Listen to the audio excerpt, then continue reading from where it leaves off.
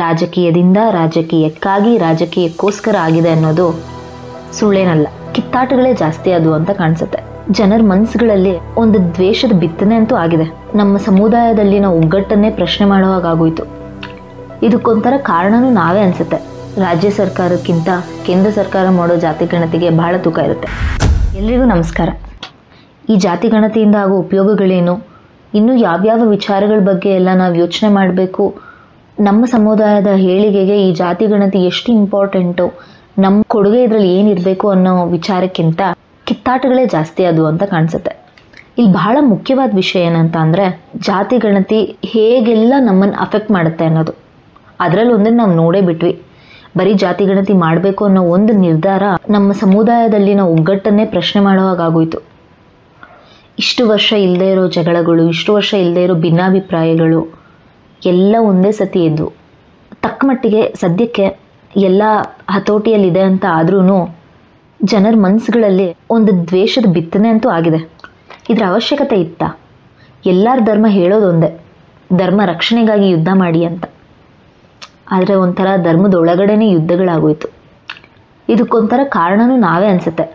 2020-25 ಇದ್ದೀವಿ, ಎಲ್ಲರೂ ತಿಳಿದೋರಿದ್ದೀವಿ, ಬುದ್ಧಿವಂತರಿದ್ದೀವಿ, ಓದಿರೋರಿದ್ದೀವಿ. ಆದರೂ ನಾವು ಯಾವ ವಿಚಾರಕ್ಕೆ ಕಿತ್ತಾಡಬೇಕು ಅನ್ನೋದನ್ನು ಮರೆತುಬಿಟ್ವಿ.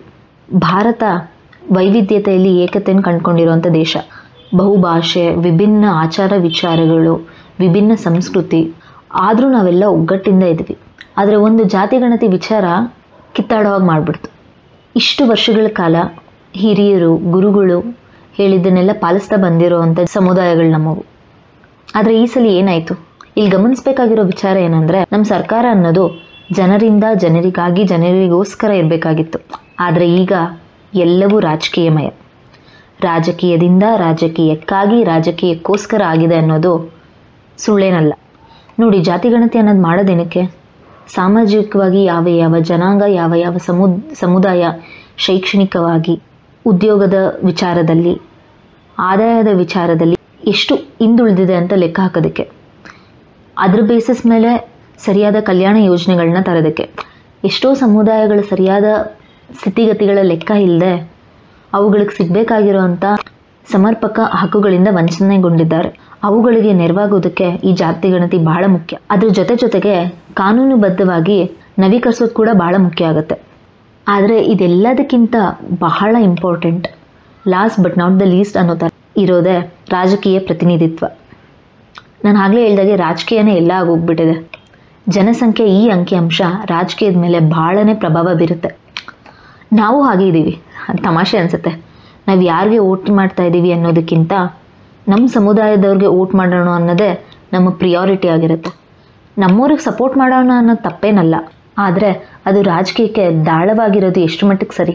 ನೋಡಿ, ಈ ಜಾತಿ ಗಣತಿ ವಿಚಾರದಲ್ಲಿ ನಾವು ಕೊನೆಗೆ ಯೋಚನೆ ಮಾಡಬೇಕಾಗಿರೋದು ಇಷ್ಟೇ. ಈ ಕಂಪ್ಲೀಟ್ ಪ್ರಾಸೆಸ್ ನಡೀತಾ ಇರೋದು ನಮ್ಮ ಟ್ಯಾಕ್ಸಿಂದ. ಎಷ್ಟು ಸಮರ್ಪಕವಾಗಿರಬೇಕು, ಎಷ್ಟು ನೈಜವಾಗಿರಬೇಕು ಅನ್ನೋದ್ರ ಜೊತೆಗೆ ಇನ್ನೊಂದು ಪಾಯಿಂಟ್ ಮರೀಲೇಬಾರ್ದು. ಕೇಂದ್ರ ಸರ್ಕಾರ ಕೂಡ ಜಾತಿ ಗಣತಿ ಮಾಡ್ತೀವಿ ಅಂತ ಹೇಳಿದ್ದಾರೆ. ಕಾನೂನುಬದ್ಧವಾಗಿ ನೋಡಿದ್ರೆ ರಾಜ್ಯ ಸರ್ಕಾರಕ್ಕಿಂತ ಕೇಂದ್ರ ಸರ್ಕಾರ ಮಾಡೋ ಜಾತಿ ಗಣತಿಗೆ ಬಹಳ ತೂಕ ಇರುತ್ತೆ. ಇಂಥ ಪರಿಸ್ಥಿತಿಯಲ್ಲಿ ನಮ್ಮ ಧರ್ಮ ಹೆಚ್ಚು, ನಿಮ್ಮ ಧರ್ಮ ಕೀಳು, ಅಥವಾ ನಮ್ಮ ಪಂಗಡ ಹೆಚ್ಚು, ಈ ಜಾತಿ ಹೀಗೆ ಬರೆಸ್ಬೇಕು ಹಾಗೆ ಬರೆಸ್ಬೇಕು ಅನ್ನೋ ಜಗಳ ಬಿಟ್ಟು, ಈ ಜಾತಿ ಗಣತಿಯಿಂದ ನಿಜವಾಗ್ಲೂ ಆಗಬೇಕಾಗಿರೋ ಲಾಭ ನಮಗೆ ಸಿಗುತ್ತಾ, ಅಥವಾ ನಾವು ಅದರಿಂದ ವಂಚಿತರಾಗ್ತೀವ ಅನ್ನೋದನ್ನು ಪ್ರಶ್ನೆ ಮಾಡಿ ಅದಕ್ಕೆ ಉತ್ತರ ಕಂಡುಕೊಳ್ಳೋದು ಬಹಳ ಮುಖ್ಯ ಆಗುತ್ತೆ. ನಾವೆಲ್ಲೋ ಅದನ್ನು ಹೇಳ್ತಾ ಇದ್ದೀವಿ ಅಂತ ಅನಿಸುತ್ತೆ. ಏನು ಬರೆಸ್ಬೇಕು ಅನ್ನೋದ್ರ ಬಗ್ಗೆ ಖರ್ಚು ಮಾಡಿದಷ್ಟು ಸಮಯನ ನಾವು ಲಾಭ ಪಡ್ಕೊಳ್ಳೋದು ಹೇಗೆ ಅನ್ನೋದ್ರ ಕಡೆ ಗಮನ ಹರಿಸಿದ್ರೆ ನಿಜವಾಗ್ಲೂ ಹಿಂದುಳಿದವ್ರಿಗೆ, ನಿಜವಾಗ್ಲೂ ಅವಶ್ಯಕತೆ ಇರೋರಿಗೆ ಎಷ್ಟೋ ಸಹಾಯ ಆಗಿರ್ತಿತ್ತು.